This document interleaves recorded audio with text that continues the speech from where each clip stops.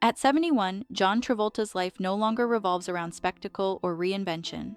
Instead, it reflects a quieter recalibration that those closest to him describe as thoughtful rather than dramatic. He has gradually stepped back from chasing constant work, choosing, instead, to engage only with projects that feel meaningful. This change did not arrive suddenly, nor did it come with announcements or explanations. It unfolded naturally, shaped by decades of experience and personal loss. Travolta remains gracious in public, but more reserved, more selective about how and where he spends his energy. Fame once demanded everything from him, but now it sits at a respectful distance. His days are structured around family, routine, and reflection, rather than deadlines and premieres. This stage of life is not about retreat or surrender. It is about intention. After a lifetime of movement, he is learning when stillness serves him better. Roots in a crowded New Jersey home. John Travolta was born on February 18, 1954, in Englewood, New Jersey, the youngest of 6 children in a household defined by noise, creativity, and persistence. His father worked long hours to support the family, while his mother, Helen, brought performance into their everyday lives. Money was limited, but imagination was not. Helen, who had once dreamed of acting professionally, taught drama and rehearsed scenes at home, turning ordinary moments into small productions. Young John watched closely, fascinated by how his mother transformed through performance. That environment shaped him early. While others saw acting as fantasy, it felt practical and alive in his home. His siblings teased him, but Helen encouraged his curiosity. She recognized his sensitivity and creativity not as weaknesses, but as potential. In a world that would later test him relentlessly, that early belief became his foundation. Finding safety through performance school was not kind to John Travolta. He struggled with confidence in speech, and his differences made him a target for teasing. Where classrooms felt hostile, performance offered refuge. Acting allowed him to step outside himself, to exist without fear of judgment. On stage, the rules changed. His voice steadied. His presence expanded. Encouraged by his mother, he began participating in local theater, where being expressive was celebrated rather than mocked. Each performance strengthened his sense of belonging. Applause did not inflate his ego. It reassured him that he could connect. That connection became essential. Acting was no longer a hobby. It was a means of survival. The more he performed, the more control he felt over his own narrative.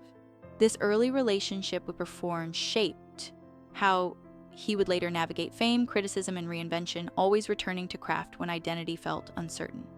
Choosing the risk of New York. At 16, Travolta made a decision that frightened his family, but felt inevitable to him. He left high school and moved to New York City to pursue acting full-time. The city was unforgiving. He lived cheaply, worked exhausting jobs, and auditioned constantly. Rejection was frequent and impersonal, yet each setback reinforced his determination rather than weakening it. He studied voice and movement, refining his technique and building discipline. These years were not glamorous. They were defined by uncertainty, exhaustion, and isolation. But they taught him resilience. He learned to observe, adapt, and endure. Slowly, opportunities appeared. Small roles led to larger ones. Off-Broadway productions provided experience and visibility.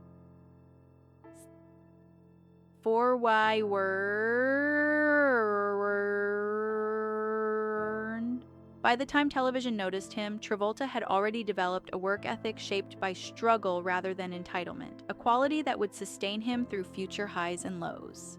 Sudden fame and cultural impact. Television transformed John Travolta's life almost overnight.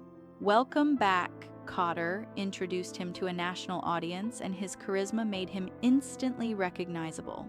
What followed was unprecedented.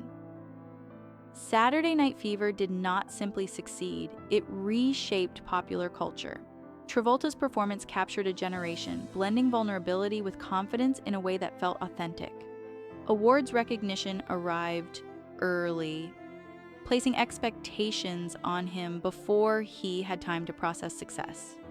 Grease expanded his reach even further, cementing him as a global icon. At 24, he stood at a height few actors ever reach. Yet behind the celebrations, he was still learning how to manage fame's demands. The speed of his ascent left little room for adjustment.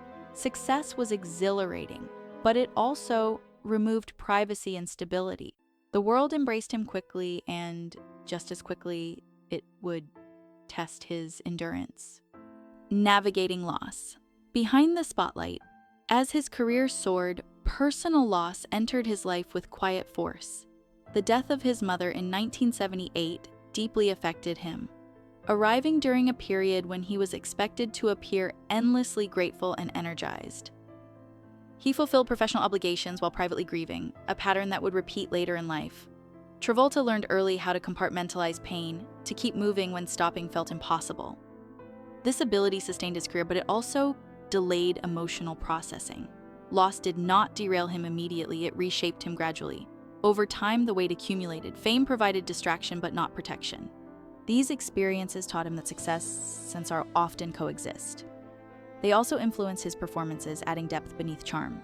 What audiences perceived as confidence often masked quiet endurance, a lesson that would become increasingly relevant as his life unfolded beyond the screen. Falling out of favor and persistence. The 1980s brought challenges that tested Travolta's resilience.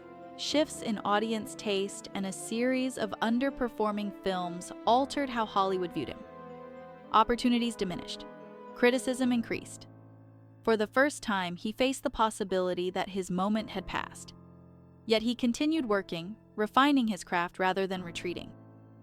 This period humbled him, forcing reflection and recalibration. When a resurgence arrived in the 1990s, it came not through spectacle, but through risk. A daring role reintroduced him as a serious actor capable of complexity and restraint. The comeback was celebrated, but more importantly, it restored his confidence in his own judgment. He emerged wiser, less reactive to trends, and more deliberate in his choices. Hollywood's approval had proven conditional. His commitment to the work itself became the constant he could rely on. Family as the true center, marriage and fatherhood reshaped John Travolta's priorities in ways fame never could.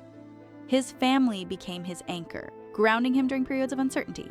Fatherhood brought clarity, shifting his definition of success from public recognition to presence and responsibility. He began choosing projects with balance in mind, valuing time at home as much as professional fulfillment. When tragedy struck later with the loss of his son, the impact was immeasurable. Grief altered the rhythm of his life, narrowing his focus to what truly mattered. Work slowed, not from disinterest, but from necessity. Healing required space. His role as a parent and partner became central, guiding his decisions more than career ambition. These experiences deepened his empathy and perspective, influencing not only how he lived, but how he approached storytelling and human connection on screen. Grief, resilience, and quiet strength. The passing of his wife in 2020 marked another profound loss, one faced with dignity and privacy. Travolta spoke openly about love and remembrance, but avoided spectacle. He honored her wishes by continuing to live fully, even when grief remained present. Over time, he returned selectively to work, not to reclaim status, but to engage creatively. His resilience is not loud, it is steady. He supports his children, maintains long-held passions, and contributes quietly to causes he believes in. Public appearances are fewer, but when they occur, they reflect warmth rather than performance. He has learned that resilience is not the absence of pain, but the willingness to move forward with it. This understanding defines his later years more than any role or accolade ever could. A legacy still in motion. John Travolta's story is not one of constant ascent or simple redemption. It is a life marked by cycles of joy, loss, reinvention, and reflection. At 71, he stands not as a symbol of nostalgia, but as an example of endurance. His legacy extends beyond iconic performances.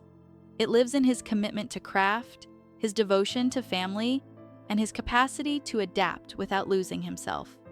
He continues to engage with life on his own terms, unhurried and intentional.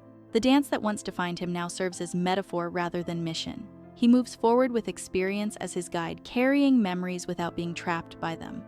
His journey reminds us that true longevity is not measured by constant visibility, but by the ability to remain authentic as time reshapes everything around us.